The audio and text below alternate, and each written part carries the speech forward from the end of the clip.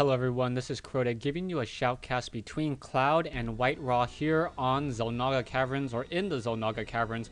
Here we have WhiteRa, who is borrowing, I guess, Duckload Ra's account in order to play, spawning as the red Protoss player.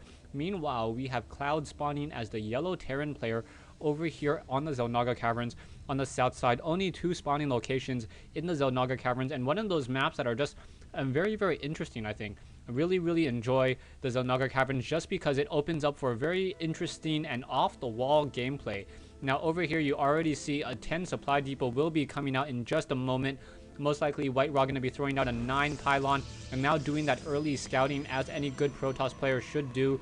There is a lot of cheese and a lot of weird strategies that happen on the Xel'Naga Caverns just because of these backdoor debris that happens over here. So a lot of proxy play. I've seen gateways, I've seen void rays being placed back over here. So just very interesting strategies indeed. Back over here, Cloud now going to go ahead and throw down perhaps a 12 racks in just a moment, as this probe now going to be able to run up this ramp and do some early scouting, making sure that there isn't some sort of proxy barracks. He's going to come in here, see that there is already a barracks coming into play, and now an SCV coming over to do a little bit of harassment. So SCV fighting against this probe. I believe the probe would win out in that fight already, as that SCV is already low on hit points. Oh no, that SCV has 5 extra hit points over that probe, so that probe did not get an additional hit off.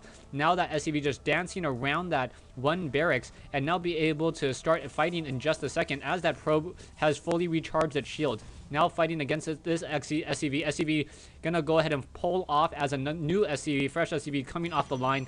And we see WhiteRa now throwing down a gateway here. And there's also a pylon being built in the back. So we might see a cybernetics core being thrown down in the back over here. We do see one marine now being trained and also a refinery in play. So, and upgrading to an orbital command. Now, we may see an early factory or a tech lab. Not exactly sure what exactly WhiteRa strategy is going to be in this, or Cloud strategy is going to be against WhiteRa, as another supply depot now coming in. One marine to hold off against that probe harassment, and that probe will pull back. We do have a bunker now being placed down.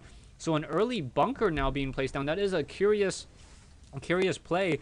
Perhaps I was suspecting some sort of reactor to be placed down here if it was going to be a bunker. And now Cloud, not going for any real standard opening that I can see. Does not have a factory yet up and running. His harvester count is a little bit behind, but he does have that mule, so that is compensating, and these marines will be able to jump on into here. Back over here, we do have that cybernetics core now warping in, and it will all depend on what the next building is for WhiteRa. This is a pretty standard opening.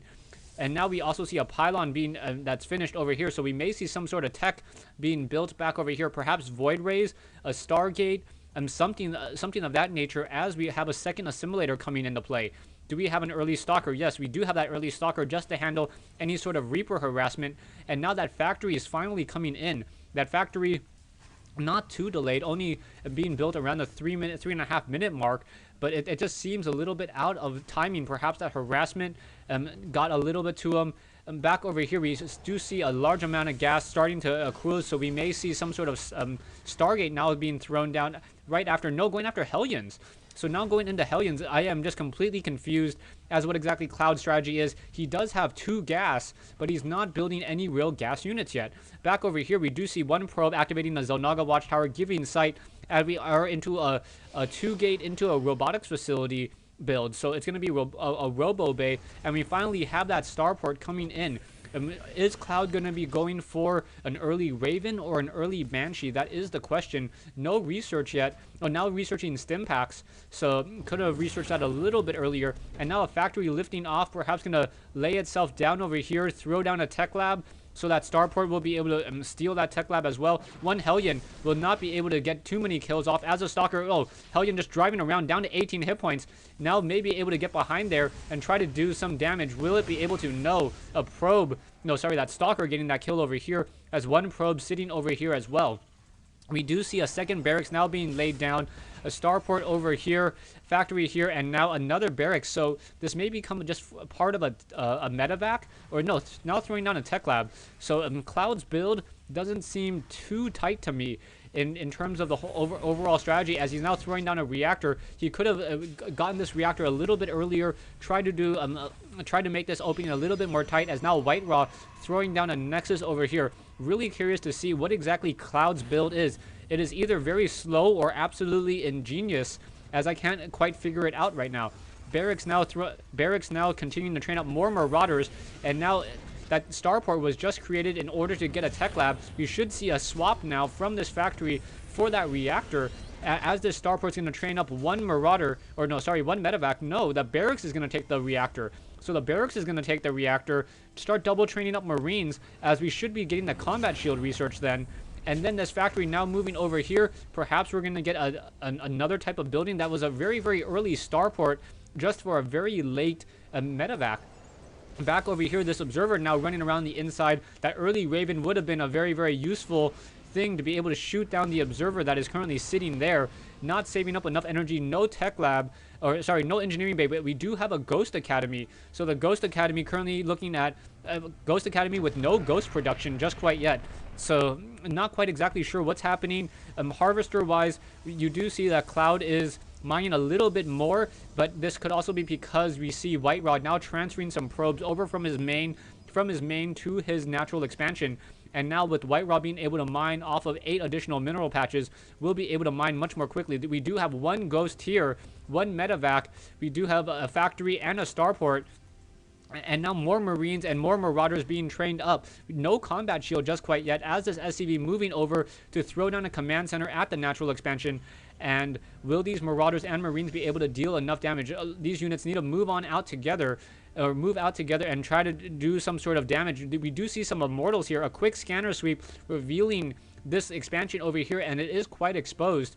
Well, and how is this all going to work out? These medevacs getting a little bit ahead of themselves, need to pull back, moving faster than the land army or than that ground army. So going to go ahead and move into this position here. Production-wise, we see Marauders, Command Center, more Marines still being trained up. No additional medevacs though. And in comes one force field, and now trapping one of those Marauder. That Marauder just going to be fodder there. But in comes one EMP Shockwave, hitting a lot of those units, but did not get any of the Immortals. And now it's going to really matter if a second EMP Shockwave is able to be laid down in time. Back over here, continuing to fight, and this whole entire army is really caught out of position. Those Immortals really tearing apart those Marauders here. The Marauders are not even stimming, and yeah, this is just going to be a complete tearing apart right there. Medevac down to 9 hit points, and down it goes. So yeah, not very strong strategy there, as that medevac was taken down.